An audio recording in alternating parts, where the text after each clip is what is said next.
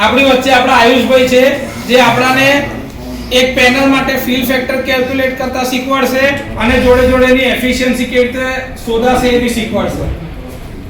તો આપણી પાસે સાન્કો પાવરની એક સોલાર પેનલ છે મોનોક્રિસ્ટલાઇનમાં જેનો પાવર રેટિંગ આપેલું છે 300 વોટ.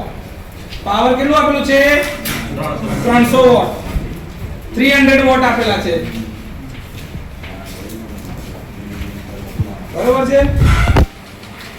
મેક્સિમમ પાવર પોઈન્ટ વખતના વોલ્ટેજ VMPP ની કિંમત છે 32.7 વોલ્ટ. VMPP 32.7 volt 32.7 volt. તે વખતનો કરંટ છે 9.18 એમ્પિયર. IMPP 9.18 ampere 18. હા. ઓપન સર્કિટના વોલ્ટેજ જે મોડ્યુલના છે 39.7 વોલ્ટ 39.7 અને શોર્ટ સર્કિટનો કરંટ છે 9.76 એમ્પિયર 9.76 એમ્પિયર્સ. ઓકે ચલો સૌથી પહેલા ફિલ ફેક્ટર શોધવાનો છે આપણે. ચલો ફિલ ફેક્ટર માટે શું કરીશું આયુષભાઈ? હા ચલો આપણી પાસે છે પેરામીટર બધા આપેલા છે. કયા કયા પેરામીટર છે?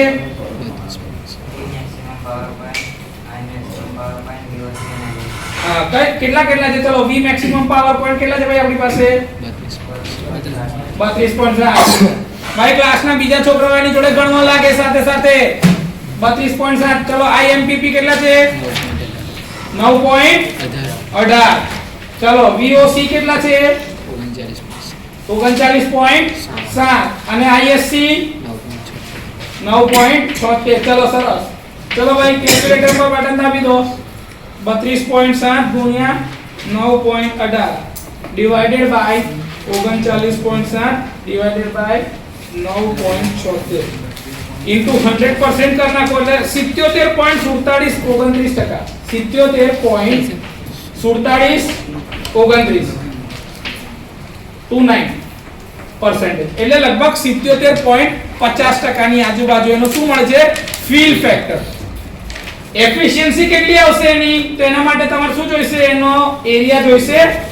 એરિયા માટે શું જોઈશે? પેનલની લંબાઈ અને પહોળાઈ. ચલો પેનલની લંબાઈ કેટલી છે? પેનલની લંબાઈ આપેલી છે 1640 mm.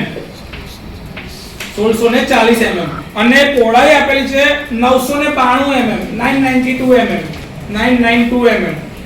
ચલો સ્ટાન્ડર્ડ ઇન્સોલેશન કેટલું હશે?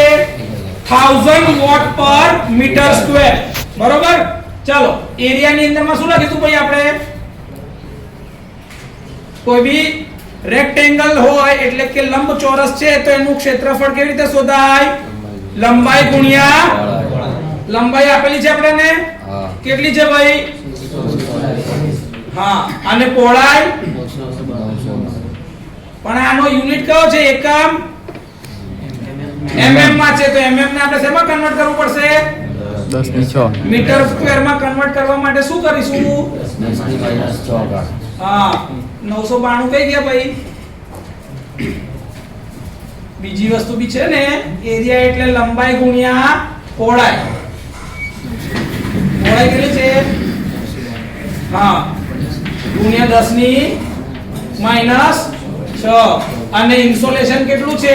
સ્ટાન્ડર્ડ ઇન્સોલેશન 1000 1000 વોટ પર મીટર સ્ક્વેર એટલે 1000 થી મલ્ટીપ્લાય કરવાનું હોય ને. ચાલો સરસ. ચાલો ભાઈ કેલ્ક્યુલેટર પર બટન દાબીને મદદ કરો છોકરાની. 1640 into 992 divided by 10 to the power 6 1626.88 1626.88 થયું 1626.88 વોટ. ચલો એફિશિયન્સી બરાબર આઉટપુટ કેટલું થાય છે એનું? 300 અને ઇનપુટ 1626.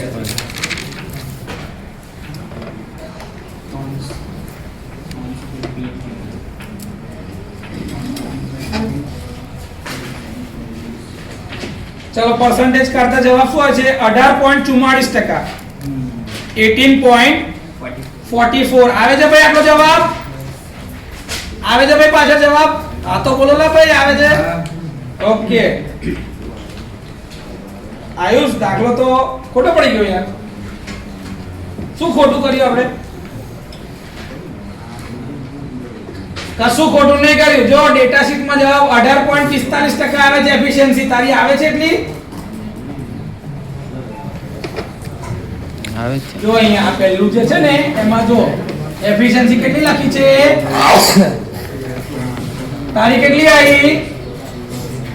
18.44 આવી ગયું. તો જવાબ સાચો છે. હે જો ભાઈ આ બહુ સિમ્પલ એક્ટિવિટી છે. તમારે ખાલી ફિલ ફેક્ટર અને એફિશિયન્સી શોધવાની છે. એ બી પેરામીટર આપેલા છે. આ રીતે શું થયું ખબર? આપણે ડેટા શીટ વાંચતા શીખ્યા. શરૂઆત કરી રહ્યા છે આપણે કોઈ બી ડેટા શીટ વાંચવાની.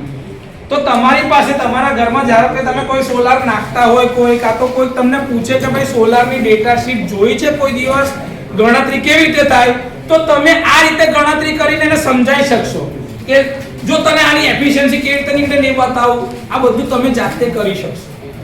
એના માટે તમારી પાસે આ સ્કિલ હોવી જોઈએ. ક્લિયર? ચાલો.